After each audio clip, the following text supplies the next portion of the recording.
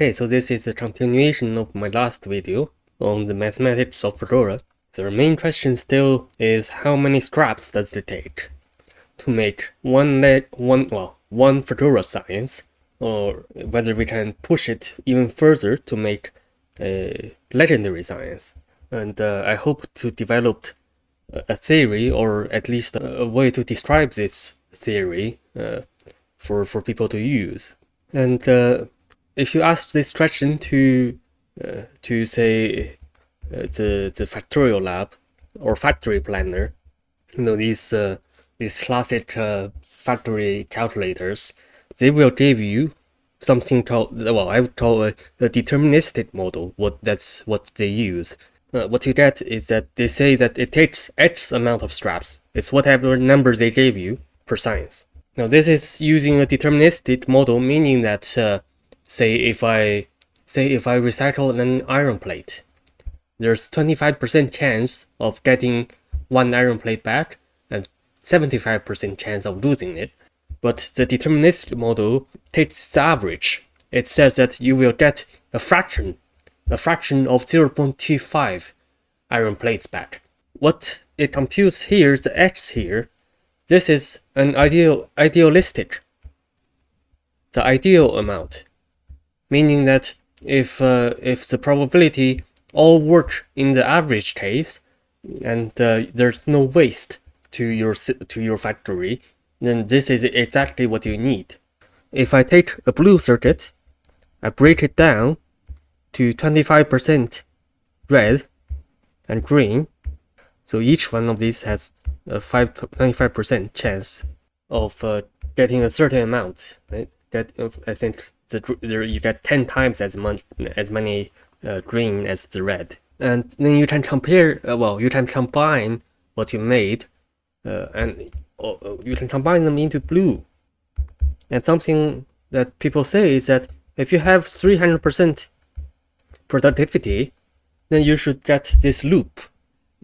Ideally, if you ask the ideal calculator, the ideal amount, it would say that if you run this number with a deterministic model, it would say that this cycle of recycling blue circuit and rebuilding with 300% productivity, this would repeat forever. You're making up the things you lost when recycling by the productivity when you rebuild. So this process would continue forever. And let's see how this works in game. Okay, so what I have here is this machine that builds a blue circuit. Whatever it makes, it's sent into the recycler and recycle into red and green chips, and then I use that to rebuild the blue, and I have a circuit that detects how many I have recycled and how many I have rebuilt. The idea is that I should kickstart it with a few blue circuit. So let me take 10 blue circuit and put into this system, and if everything works like the ideal situation, then this loop should continue forever. And let's see, it starts making these blue chips and recycle them. But we see that after 800 cycles, it stopped. We'll see that the reason is because I have 50 green circuit and only one red circuit, and that's not enough to make any more blue circuits. This is what happens in real life. In real life, the model we have is not deterministic. Things are not going to perform perfectly as if it's an averaging effect. We're going to have this discrepancy of sometimes getting more green than red, and sometimes maybe getting more red than green. This is not just us being unlucky. You can mathematically prove that the probability of this getting stuck eventually is going to be equal to 100%. For us, it got stuck at 800 builds. So what happens is you have, maybe if you try to compute the probability of this getting stuck, maybe there's a 50% chance at 400 recycling, and maybe there's a 90% chance at 800 recycling. As the number of recycling and rebuilding go up, the probability will go up higher and higher, and eventually you will say your conclusion is that the probability of this getting stuck eventually is 100%. And this can be generalized in any other builds that involve this probability behavior. The point that I'm trying to make here is that this problem is inevitable. So in no situation should we just follow the ideal calculation. And we do have to consider what happens if your system gets stuck like this. So in my previous video, I have introduced to you this other model called the probabilistic model. I don't know if I'm the first one to talk about this, but I concluded that the amount should be something that looks like x plus c over n scrap per science. So what does this mean? The x here is still the ideal amount, but we have to add a small adjustment. We need an adjustment that's given by c over n. So what's c and n? C here is some constant that you have to compute by yourself, usually by simulation. And this is dependent on the recipe. If you're working with the blue circuit recipe, you might get some number. If you're working with the battery recipe, we saw last time that we got C equals to 2. Then what's the denominator? This n. This n is the size of your buffer. And I call this term the inefficient part of my result. So with this theory, I have an ideal part, which is computed as usual, and an inefficient part that we have just shown that we have to deal with. Well, some people might say that the deterministic model is a good enough estimate, right?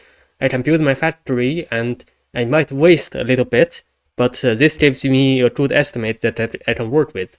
And I'm telling you that it is possible to get a more sophisticated theory to compute this inefficient part. This would give you an explanation why, say, you build your factory for 100 science per second and you're only making 99. So if you do care about this, this video is for you, okay? And the example I used last time is the battery example, where I decomposed the battery into iron plate and copper plate, and I recombine them into battery. What we did is that we said that if we keep getting iron, if we got really in bad luck and got a chain of iron, and we have no copper, then we cannot make batteries. So what we did is that we put the extra iron into a box, into a buffer of size n. Maybe I also prepare a buffer for copper in the case that I got too many copper. Still, in the worst case scenario, I would get so many irons that this buffer would be full and I get stuck. And to get unstuck, I have to delete the overflow. And the moment I delete this overflow, that causes an inefficiency.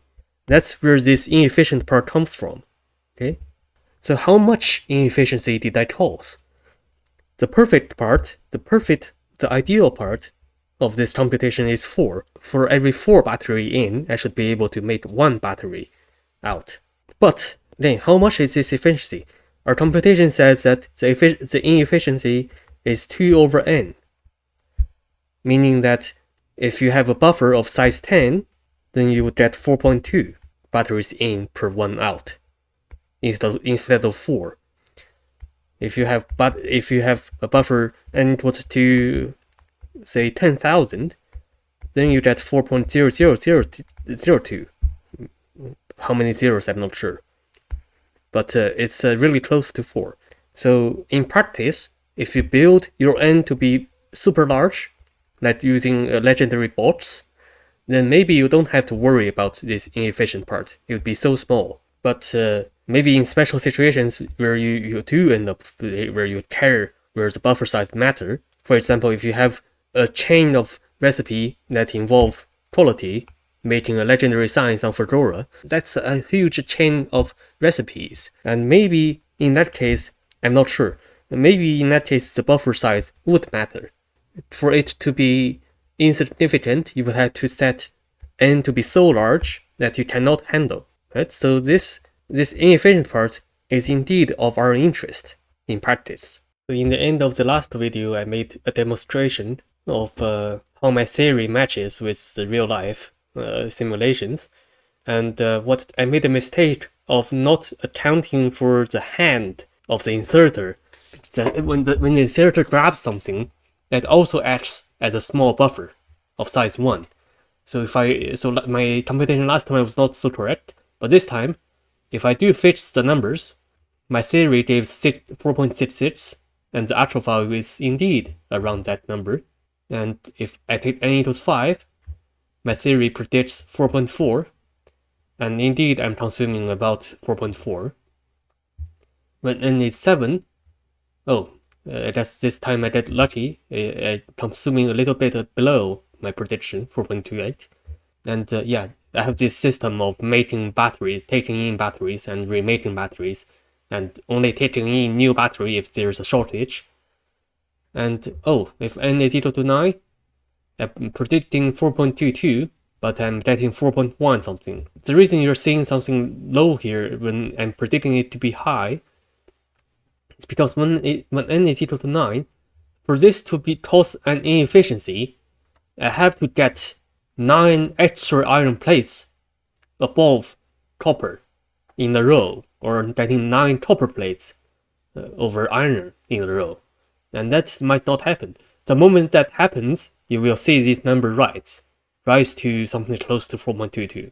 So it might take a long time, but the mathematics say that eventually it will approach the theoretical number. The conclusion is that whether or not my theory is accurate, at least we know that the ideal prediction, the ideal amount calculated, is definitely incorrect. Okay, so let's take a look at a more advanced example, what I call when your recipes have salvageable cycles. In the first example, we have battery decomposing into iron and copper. Now, if I have a box that's filled with iron, and I have an overflow, and I'm in a shortage of copper, the only thing I can do to get this unstuck and hope that the next decomposition gives me a copper is to delete this iron. This iron is completely wasted. A naive way is saying that a naive way of trying to get this number 2 here can be saying that if I have scraps and on average makes an iron, a quarter of it makes an iron, a quarter of it makes copper, and the other 2 makes nothing. So on average, the moment I delete an iron, the idea is that it seems like I'm wasting 2 scraps. That's where you get this 2. Well, in a very, very basic explanation, it's not completely correct. It's just the way you can think of it. And this, the number, why is n not a denominator? The idea is that when you do a random walk, say from 0, and you take the difference, I minus C is the number of iron minus the number of copper. Each time you scrap, you're doing a random walk. You can get 1 more iron, or you can get 1 more copper. So you're moving to the left or to the right, and your buffer would be full if I minus C is equal to n or equal to minus n. The amount of time it reaches this boundary is about 1 over n. This you can prove. And that's why you have 2 over n here. Okay, so that's a quick explanation of what happens.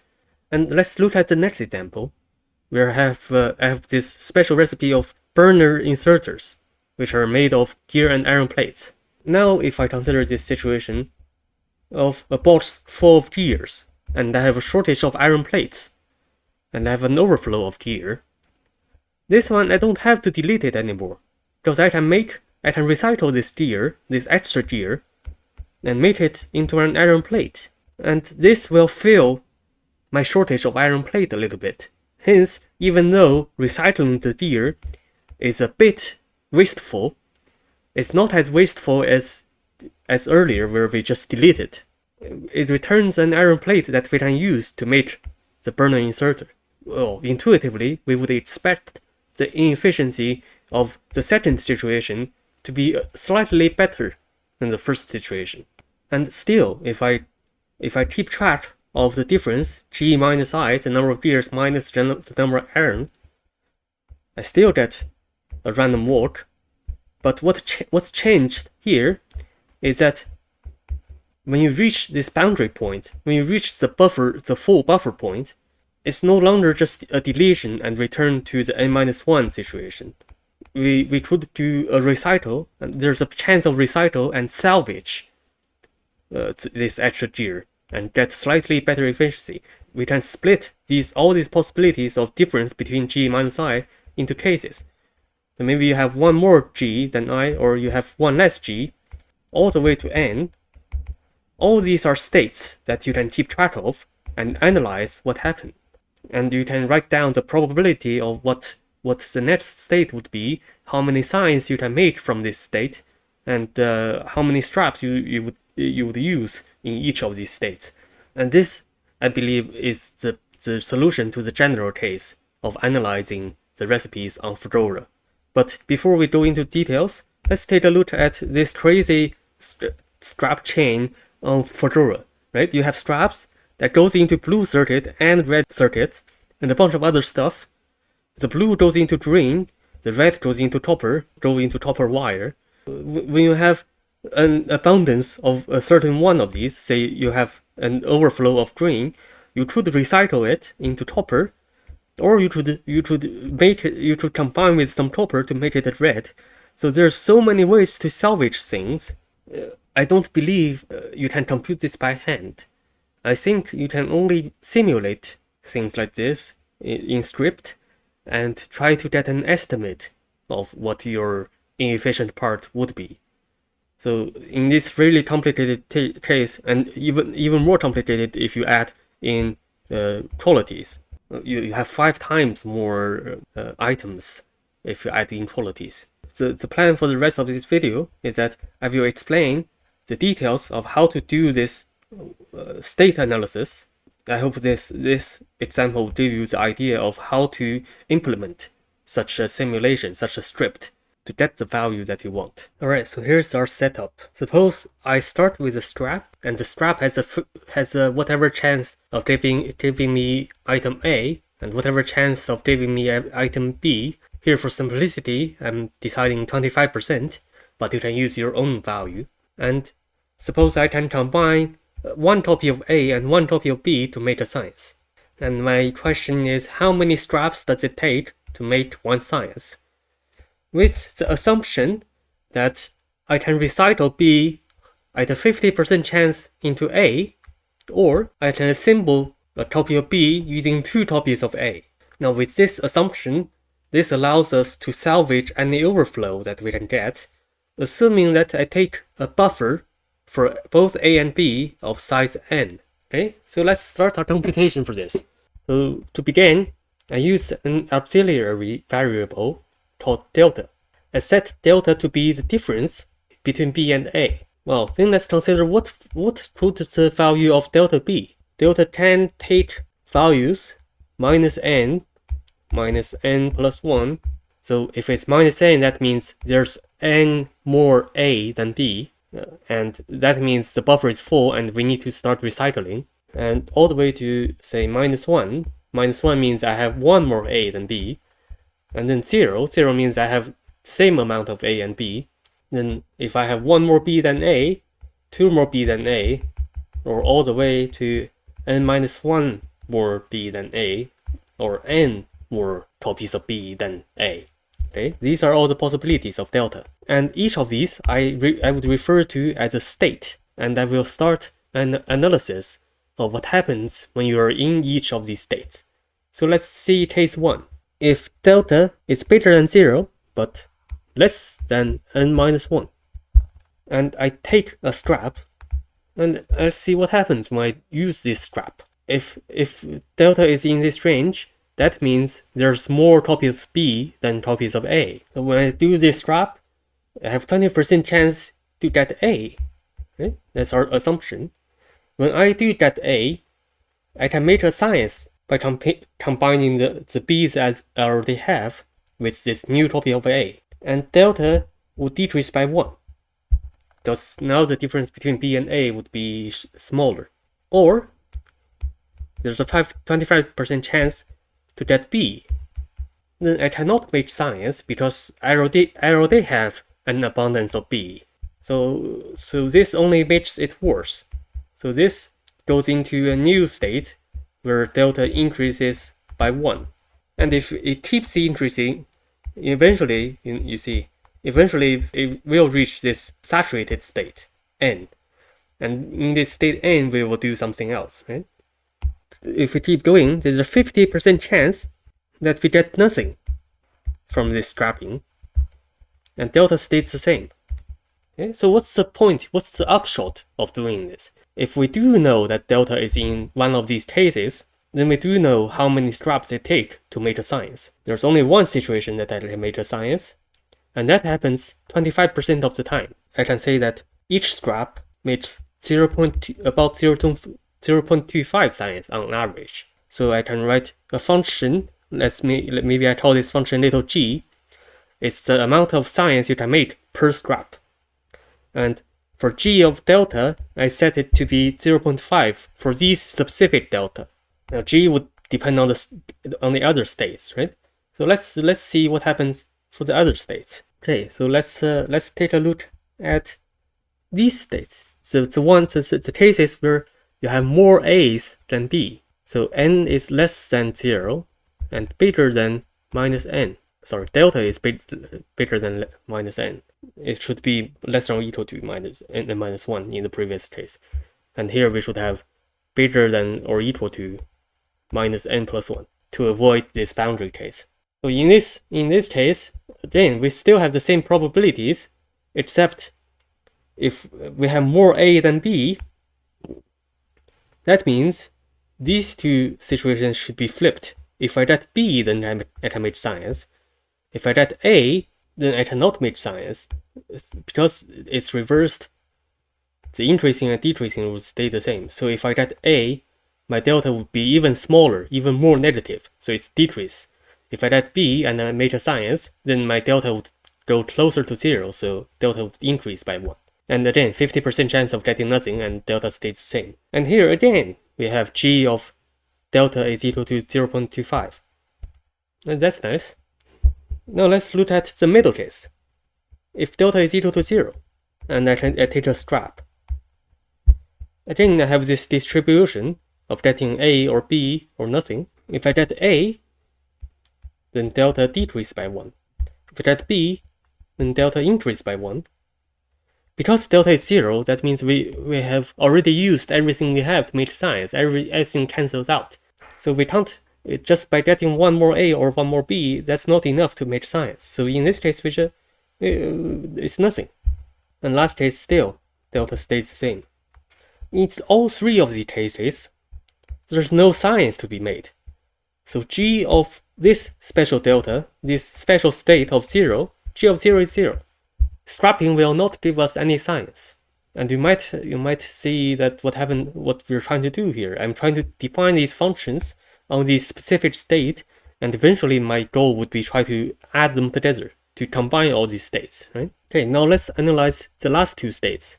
Let's say if delta is equal to n, that means there's so many b's that it fills up the buffer, and we need to start salvaging, we need to start deleting b, and potentially using the salvage mechanic, where I recycle b to get 50% of a. So here in this step, if it already reached n, we don't scrap anymore. We salvage, we recycle b. We recycle one copy of b. And there's a 50% chance of getting an a, from which we can make a science. And how much does delta change? We see when we recycle b, we lose one b, and when we make science, we lose another b. So delta decreases by 2. There's another 50% chance that we recycle b, but we get nothing. Recycling this 1b means that delta decreases by 1. So unlike the previous cases where you have a possibility of staying unchanged, in this case, you always move to the previous state. You always move to the left. And here, g of this special n, this boundary case, you get 0.5 science out of the scrap that you have used to reach this state.